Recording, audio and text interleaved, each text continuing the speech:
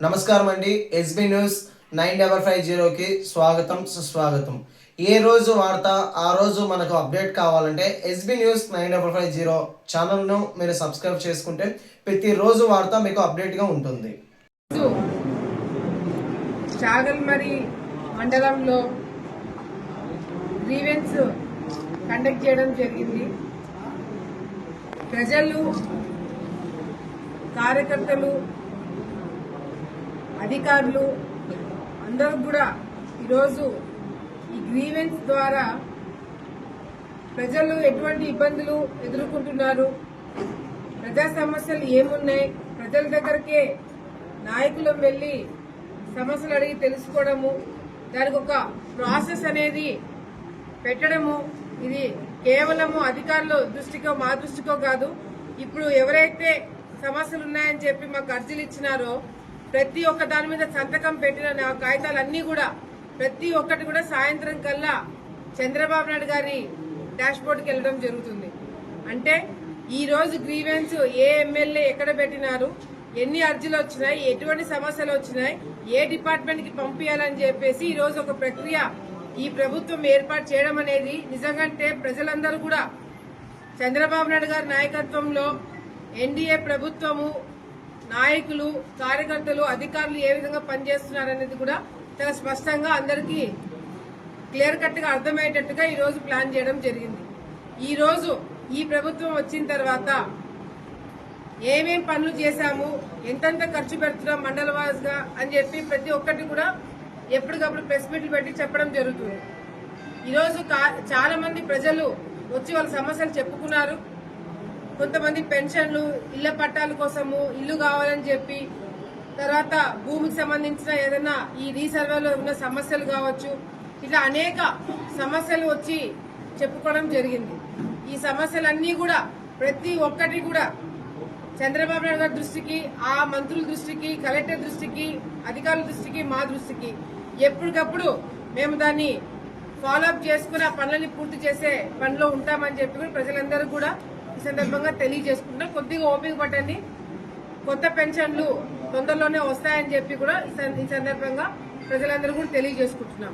ఈరోజు ముఖ్యంగా ఈ ప్రభుత్వం వచ్చిన తర్వాత మేము ఏమేం పనులు చేశాము, ఎంతెంత ఖర్చు పెడుతున్నాము అనేది ఎప్పటికప్పుడు ప్రజల దృష్టికి తీసుకొస్తున్నాం. ఈరోజు చంద్రబాబు నాయుడు గారు అధికారంలోకి వచ్చిన తర్వాత గ్రామంలో ముఖ్యంగా మనం ప్రయారిటీ ఇచ్చేది ఆరోగ్యం విషయంలో, చదువు విషయంలో, అదేవిధంగా అభివృద్ధి విషయంలో, ఉద్యోగాల విషయంలో, ఇట్లా అన్ని చోట్ల కూడా ఎవరు ఎటువంటి ఇబ్బందులు పడకుండా అన్ని కూడా సమానంగా చేసుకుంటూ ముందుకెళ్తున్నాం. ఈరోజు చాలా గర్వంగా మీ అందరు కూడా తెలియజేసుకోవడం ఏంటంటే చాగల్మరి మండలంలో విలేజ్ హెల్త్ క్లినిక్ బిల్డింగ్స్ దాదాపుగా 4,44,00,000 రూపాయలతోటి శాంక్షన్ అయ్యింది. అన్ని టెండర్ స్టేజ్ లో ఉందని చెప్పి గర్వంగా ఈ రోజు మీ అందరు కూడా నేను తెలియజేసుకుంటున్నాను. ఈ విలేజ్ హెల్త్ క్లినిక్ బిల్డింగ్స్ ఏవైతే ఉన్నాయో ఒక్కొక్క బిల్డింగ్ 42 లక్షలతో దాదాపుగా 12 గ్రామాలకు శాంక్షన్ అవ్వడం జరిగింది. చాగల్మరిలో 3 బిల్డింగ్లకి శాంక్షన్ వచ్చింది. చిన్నవంగలి, పెద్దవంగలి, మద్దూరు, సెట్టివీడు, డి వనిపెంట, ముత్యాలపాడు, గొడిగినూరు, ముత్యాలపాడు 2 ఇట్లా ఈ గ్రామాలకి ఒక్కొక్క బిల్డింగ్ కి 42 లక్షలు లేదా 36 లక్షల రూపాయలతో 4,42,00,000తో ఈ village health clinic buildings sanction అయినాయని చెప్పి ఈ సందర్భంగా ప్రజలందరూ కూడా తెలియజేసుకుంటున్నాం. మరి అంతేకాకుండా మీ అందరికి కూడా తెలుసు, గతంలో కూడా మనము ఫస్ట్ ఫేజ్ లో చాగల్మరి మండలంకి దాదాపుగా 2,57,00,000 రూపాయలతో ఎన్ఆర్ఈజీఎస్ కింద అన్ని గ్రామాల్లో కూడా రోడ్లు, కాలువలు వేయడం జరిగింది. ఇప్పుడు ఎన్ఆర్ఈజీఎస్ కింద సీసీ రోడ్లకి, డ్రైన్లకి, మరి పల్లె పండుగ ఫేజ్ 2 కింద 2,20,00,000 రూపాయలు మళ్లీ ఈ మండలానికి మాత్రమే ఈ మండలానికి మాత్రమే 2,20,00,000 రూపాయలతో మళ్ళీ సెకండ్ ఫేజ్ లో గ్రామాలకి రోడ్లు కాలువలు వేయబోతున్నామని చెప్పి కూడా ఈ సందర్భంగా ప్రజలందరూ కూడా తెలియజేసుకుంటున్నాము. మరి అంతేకాకుండా ఈరోజు మీ అందరూ కూడా తెలుసు, పవన్ కళ్యాణ్ గారిని నేను దాదాపు 2-3 సార్లు కలిసినప్పుడు కూడా మన ఆలగడ్డ తాలూకాకి కావాల్సిన ముఖ్యమైన రోడ్లు చాలా వరకు అడగడం జరిగింది. మరి మొన్న ఒక జీవో రిలీజ్ చేయడం జరిగింది. మొత్తము రాష్ట్రం మొత్తంలో కూడా ఎక్కడైతే ఈ రోడ్లు గ్రామాలకి రోడ్లు వెళ్లే రోడ్లు ఏవైతే ఉన్నాయో అవి స్ట్రెంథనింగ్ చేసే క్రయంలో మరి దాదాపుగా 1,200 రోడ్లు ఈ రాష్ట్రం మొత్తంలో 24 డిస్టిక్ లో అన్ని చోట్ల కూడా దాదాపుగా 2,123 కోట్ల రూపాయలతో కొన్ని రోడ్లు పవన్ కళ్యాణ్ గారు శాంక్షన్ చేయడం జరిగింది. అందులో మన ఆళ్లగడ్డకి దాదాపుగా 12 కోట్ల రూపాయలతోటి రోడ్లు శాంక్షన్ అయినాయని చెప్పి గర్వంగా ఈ రోజు మీ అందరు కూడా తెలియజేసుకుంటున్నాను. మరి ఆ రోడ్లు వచ్చేసి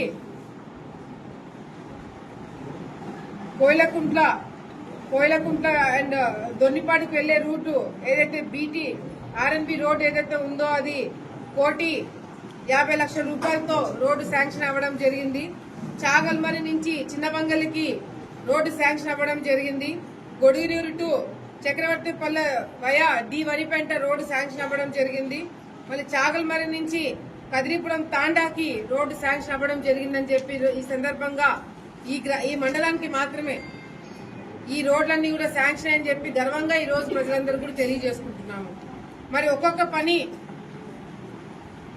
చెప్పిన మాట ప్రకారం ఒక పక్కన అభివృద్ధి చేస్తూనే ఇంకో పక్కన ప్రజలకి కావాల్సిన అవసరాలన్నీ కూడా తీరుస్తూ ఈరోజు ప్రభుత్వం ముందుకెళ్తుంది. కానీ వైఎస్ఆర్సీపీ నాయకులు కేవలం ఎన్నికలు ఉన్నప్పుడు డబ్బు ఖర్చు పెట్టి అక్కడ ఇక్కడో రోడ్లు వేసేవాళ్ళు.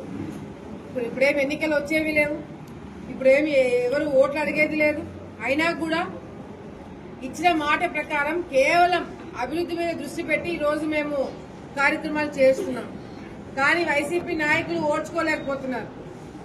మాకు సాధ్యం కానిది తెలుగుదేశం పార్టీ నాయకులకి ఇప్పుడు ఎట్లా సాధ్యం అవుతుందని చెప్పి వాళ్ళు ఓర్చుకోలేకపోతున్నారు.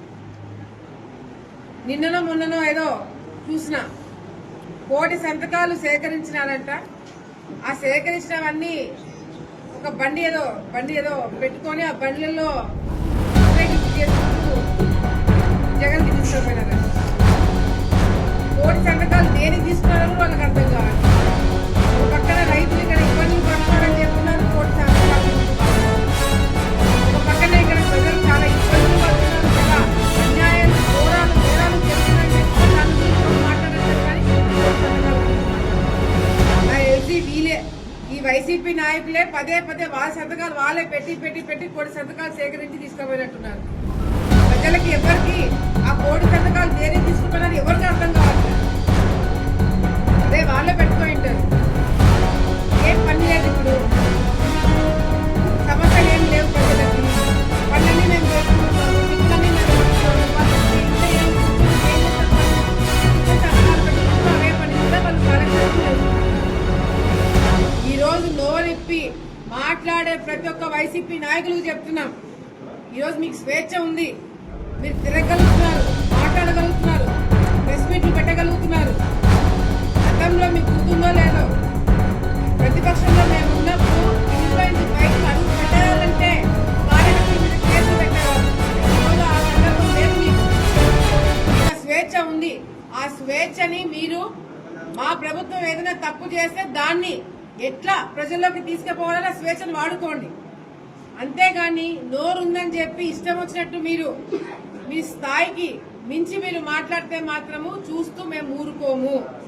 ఈ ప్రభుత్వాన్ని కావచ్చు, నాయకుల్ని కావచ్చు, కార్యకర్తలను కావచ్చు, మేమేదైనా తప్పు చేస్తే ఆధారాలతో సహా నిరూపించే దమ్ము ధైర్యం ఉంటే మీరు మాట్లాడండి. లేక 3 సార్లు చూస్తారు, 4వసారి మీకు దెబ్బ పడతారని చెప్పి ఈ సందర్భంగా వైసీపీ నాయకులకు మేము హెచ్చరిస్తున్నాం. ముఖ్యంగా చాగల్మరి మండలం ఇక్కడ దొంగలు చాలా ఉన్నారు, అందరు దాక్కున్నారు, లాగుతా ఒక్కొక్కరిని బయటికి. ఏమంటే మా వాళ్ళందరూ మంచితనంతో అందరిని వదిలేస్తున్నారు. కానీ మీరు చేసే ప్రతి ఒక్క కార్యక్రమం, మీరు చేసే ప్రతి ఒక్క తప్పుడు పని ఇంకా మా దృష్టిలో ఉందని సంగతి మీరు మర్చిపోకండి. మా వాళ్ళ అమాయకత్వము, మా వాళ్ళ మంచితనము మీరు అలుసుగా తీసుకోవాలనుకుంటే మాత్రము నేనైతే అంత మంచిగా ఉండలేదు. ఎందుకంటే మీ నేరాలు ఘోరాలు లాస్ట్కి అనుభవించాల్సింది ప్రజలే. వాళ్ళు ప్రజలు ఇబ్బందులు పడుతున్నారని తెలిస్తే మాత్రము మిమ్మల్ని ఎవరిని కూడా సహించము, ఊరుకోమని చెప్పి మరొకసారి వైసీపీ నాయకులకి హెచ్చరిస్తున్నాం. అదేవిధంగా ఈరోజు జగన్మోహన్ రెడ్డి గారు కావచ్చు, పైన ఉన్న వైసీపీ నాయకులు కావచ్చు, కింద ఆలగడ్డలో ఉన్న వైసీపీ బఫూన్లు కావచ్చు, వాళ్ళ స్థాయికి మించి మాట్లాడుతున్నారు. రామ్మోహన్ నాయుడు గురించి నేను మాట్లాడడానికి కమెంట్ చేస్తున్నారు. రామ్మోహన్ నాయుడు అని పేరు ఎత్తడానికి అర్హత కూడా లేదు మీకు. ఈడ రైతుల గురించి ఏం చేయాలో నాకు తెలుసు, రైతులకి నీళ్ళు ఎట్లా తెప్పియాలో నాకు తెలుసు. ఆఖరికి అధికారంలో ఉన్నా కూడా అధికారులతో కొట్లాడి, ప్రభుత్వంతోనే కొట్లాడి ఆలగడ్డ నియోజకవర్గానికి నీళ్ళు ఎట్లా తీసుకురాలో నాకు తెలుసు. నా సంగతి ప్రజలకు తెలుసు, నా సంగతి రైతులకు తెలుసు. రైతు పక్షాన ఎవరు మాట్లాడుతున్నారో రైతులకు తెలుసు. గతంలో మీరు అధికారంలో ఉన్నప్పుడు నీళ్లు కావాలని రైతులు మీ కాడికి వస్తే మీ నాన్న ఏం చేపిస్తున్నాడు? వైసీపీ నాయకులు ఆకాశం వైపు చూపించినారు. నేను మా కార్యకర్తలు ధర్నా చేసి, ప్రతిపక్షంలో ఉండి ధర్నా చేసి రైతులకి నీళ్లు తెప్పించుకుని సాధించుకుంది మేమని సంగతి మీకు మరొకసారి గుర్తు చేస్తున్నాం. మీకు మా గురించి మాట్లాడే అర్హత కూడా లేదని ప్రజలు మిమ్మల్ని ప్రతిపక్ష హోదాలు కూడా ఇవ్వకుండా మిమ్మల్ని పక్కన కూర్చోబెడుతున్నారు. మీకు మళ్ళీ మీకు గుర్తు చేయాలి, మీకు ప్రతిపక్ష హోదా కూడా లేదు.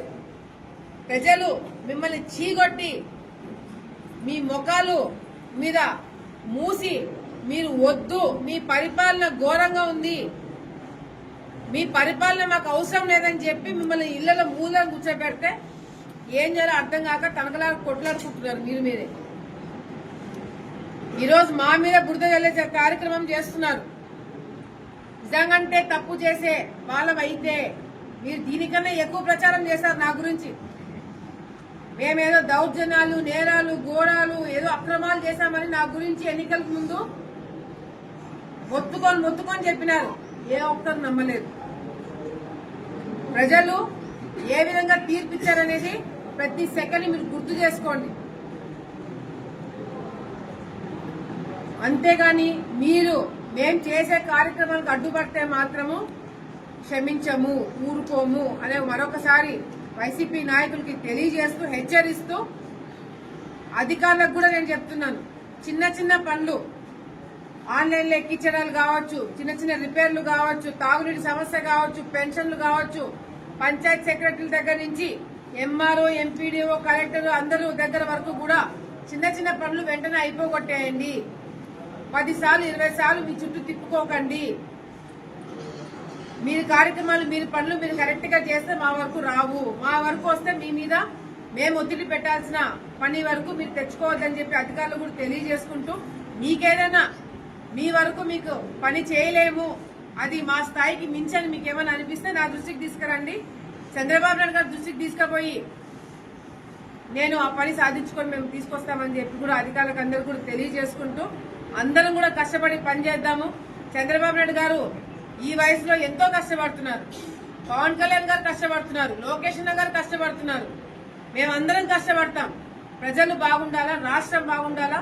మన రాష్ట్రము ఈరోజు పరిశ్రమలు, ఆంధ్ర రాష్ట్రం ఎక్కడ ఉందని వెతికి మరీ వచ్చి ఇక్కడ పరిశ్రమలు పెట్టే కార్యక్రమం జరుగుతుందంటే అది కేవలము చంద్రబాబు నాయుడు గారి వల్ల, లోకేష్ గారి వల్ల అని చెప్పి మరొకసారి తెలియజేసుకుంటూ, ఈ రాష్ట్ర ప్రజలందరికీ మేము హామీ ఇస్తున్నాం. మేమున్నంత కాలము మేము ఉండాలనే కోరుకోండి. మేముంటేనే రాష్ట్రం బాగుంటుంది, మేముంటేనే ప్రజలు బాగుపడతారు, మేముంటేనే ప్రజలు కొట్లాడి మాతో పనులు చేపించుకునే కార్యక్రమాలు ఇక్కడ మా పరిపాలనలో జరుగుతుంది. అదే వైసీపీ నాయకులు ఉంటే మీరు సోషల్ మీడియాలో ఒక పోస్ట్ పెడితే మిమ్మల్ని ఎత్తుకుపోయి జైల్లో పడేసే కార్యక్రమాలు. తెలుగుదేశం పార్టీ నాయకులు కావచ్చు, సామాన్య ప్రజలను కూడా తీసుకుపోయి లోపల పడేస్తారు వైసీపీ నాయకులు. అందుకే ప్రజలకి మా పరిపాలన ఉంటేనే స్వేచ్ఛ ఉంటుందని మరొకసారి మీరందరూ కూడా ఆలోచించుకోండి. కొద్దిగా ఆలస్యమైన ఆర్థికంగా కొన్ని ఇబ్బందులు ఉన్నా కూడా తప్పకుండా మీకు ఇచ్చిన హామీలన్నీ కూడా నెరవేర్స్తామని మరొకసారి ప్రజలందరూ కూడా మాటిస్తూ మీ అందరి ఆశీర్వాదాలు ఉంటే ఇంకా కష్టపడి తప్పకుండా అన్ని సాధించుకొని వస్తామని తెలియజేసుకుంటున్నాం.